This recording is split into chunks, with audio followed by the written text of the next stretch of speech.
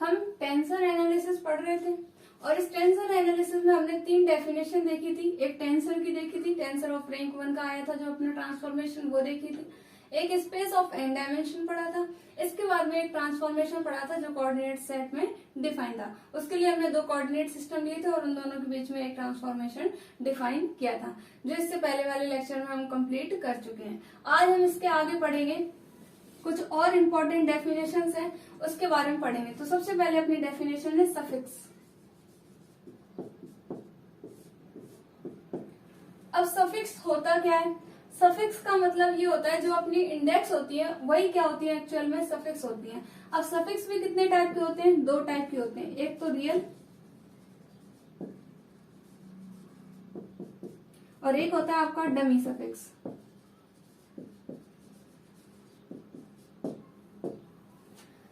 अगर कोई आपको टेंसर गिवन है, अगर उस टेंसर में कोई भी इंडेक्स अगर रिपीट नहीं हो रही है तो उसको क्या कहेंगे हम? Real suffix. मतलब एक कोई टेंसर दे दिया आपको जैसे कि a i j i, अगर ये आपको कोई एक ट्रांसफॉर्मेशन गिवन है, इस ट्रांसफॉर्मेशन में i जो अपनी इंडेक्स है ये कितनी बार यूज हुई है? अपनी 2 टाइम्स।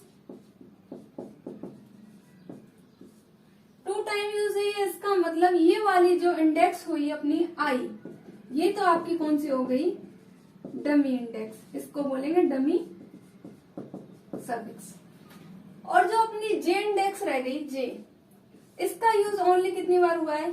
1 टाइम। इसका मतलब जो इंडेक्स रिपीट ना हो उसको तो हम क्या बोलेंगे? Real suffix. और जो 2 बार यूज हो गई यानी इसका रिपीटेशन हो गया 1 और more times, then this is called dummy suffix. तो अपनी 2 टाइप की सफिक्स है, एक तो रियल सफिक्स है और एक डमी सफिक्स है। तो इसकी डेफिनेशन लिख लेते हैं रियल सफिक्स की। The unrepeated index, the unrepeated index is called real suffix और फ्री इंडेक्स। या तो इसको रियल सफिक्स कहेंगे या फिर इसको क्या कहेंगे हम? Free index. और डमी सफिक्स की क्या डेफिनेशन है? द रिपीटेड इंडेक्स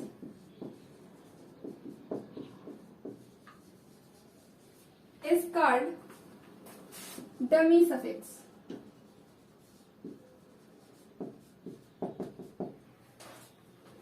तो सफिक्स के बारे में पढ़ रहे हैं। तो सफिक्स कितने टाइप्स के? अपने 2 टाइप्स के। पहला जो है आपका रियल सफिक्स है और दूसरा आपका कौन सा है? Dummy suffix.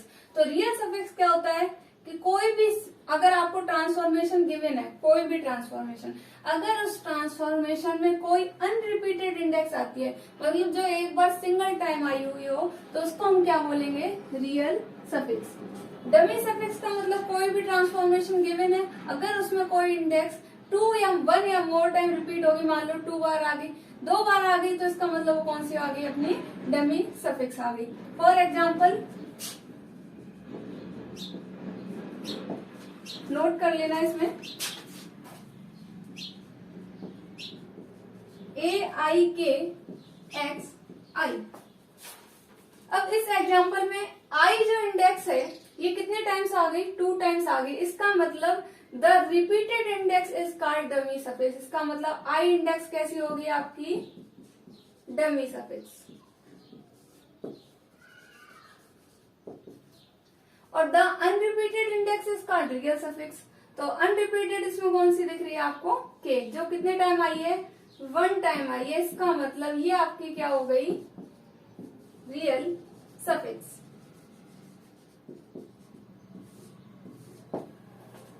तो इस तरीके से अगर आपको कोई भी ट्रांसफॉर्मेशन आ जाता है तो उसमें अगर कोई इंडेक्स रिपीट हो रही है 1 और मोर टाइम तो उसको तो कहेंगे डमी सफिक्स। और अगर कोई भी इंडेक्स जिसका रिपीटेशन नहीं हुआ है तो उसको क्या कहेंगे हम? रियल सफिक्स कहेंगे। और भी बहुत सारे एग्जांपल ले सकते हैं, जैसे कि अपने पास में हो BPQ और साथ में आता हो QS। अब ये अगर कोई ट्रांसफॉर्मेशन आपको गिवन है तो इस ट्रांसफॉर्मेशन में जो Q दिख रहा है आपको, ये कितने टाइम आ गया, 2 टाइम्स आ गया। मतलब इसका क्या हो गया, रिपीटेशन हो गया। रिपीटेशन हो गया तो ये कौन सी इंडेक्स होगी आपकी, डमी इंडेक्स। और इसमें जो P दिख रहा है आपको, ये कितने टाइम आया है, 1 टाइम। S कितनी बार आया है, 1 टाइम। इसका मतलब इन दोनों इंडेक्स का क्या नहीं हो रहा, रिपीटेशन नहीं हो रहा है। इसका मतलब ये कैसी हो गई, रियल सफिक्स हो गई। इसके बाद में हम पढ़ेंगे कोवेरिएंट और कॉन्ट्रावेरिएंट टेंसर, जो कि टाइप्स ऑफ टेंसर है।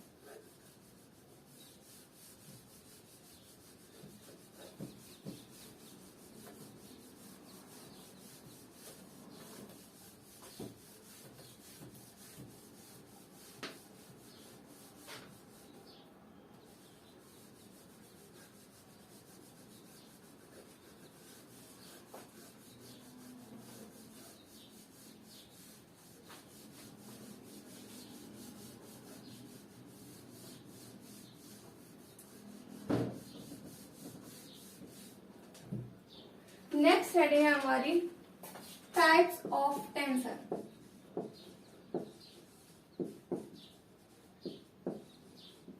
और टेंसर जो होते हैं वो आपके मेनली जो टाइप्स हैं वो तो 2 हैं, कोवेरिएंट और कॉन्ट्रावेरिएंट। इसके बाद अदर टाइप्स भी होते हैं इसके। तो इसमें पहला अपन लिख लेते हैं कॉन्ट्रावेरिएंट tensor.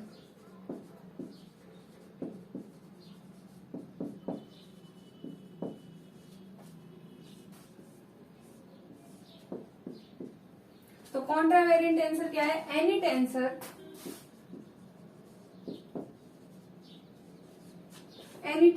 whose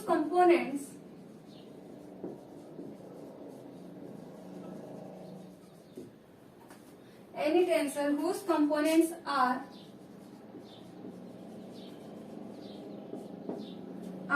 written as upper indices is called contravariant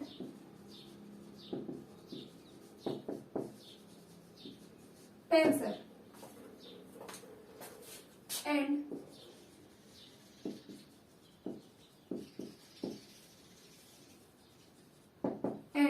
transformation law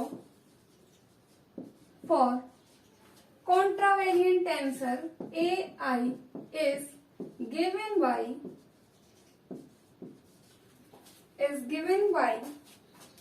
A bar I is equals to। तो सबसे पहले तो कॉन्ट्रावेरिएंट टेंसर का मतलब क्या है।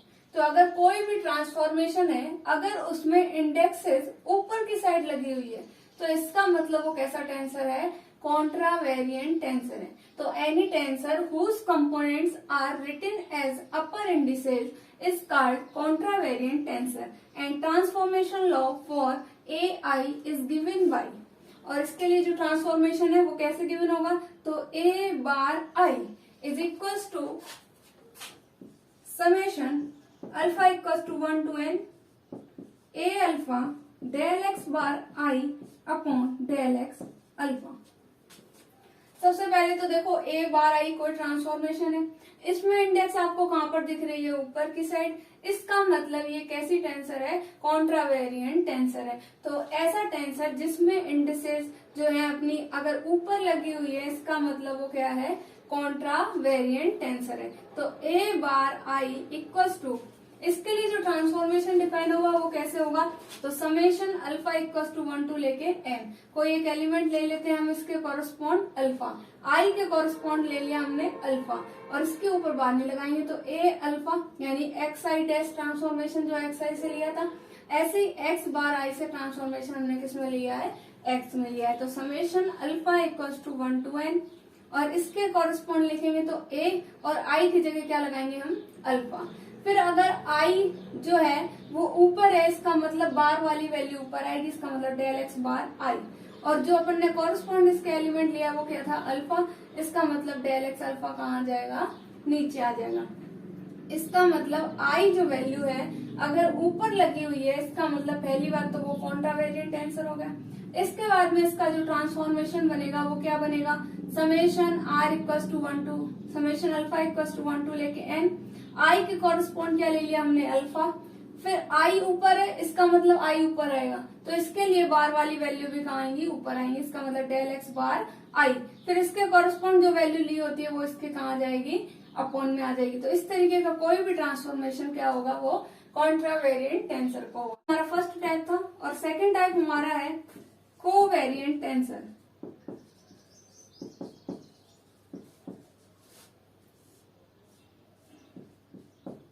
और कोवेरिएंट टेंसर क्या होता है कि कोई भी टेंसर जिसमें अगर अपनी जो इंडेक्सेस है वो कहाँ पर हो, नीचे यूज हो। अगर i ऊपर था तो ये कॉन्ट्रावेरिएंट में है, अगर i कहाँ पर आ जाए, नीचे की साइड आ जाए, तो जो ट्रांसफॉर्मेशन बनेगा वो क्या होगा, कोवेरिएंट टेंसर का होगा। तो इसकी डेफिनेशन लिख लेते हैं, any tensor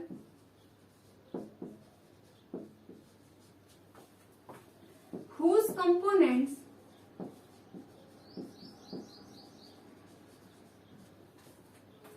are written as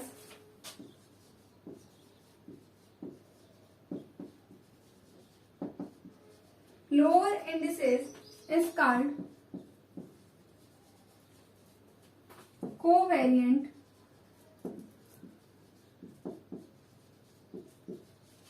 tensor, and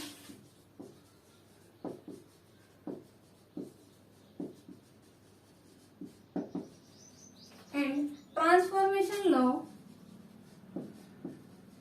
for AI is given by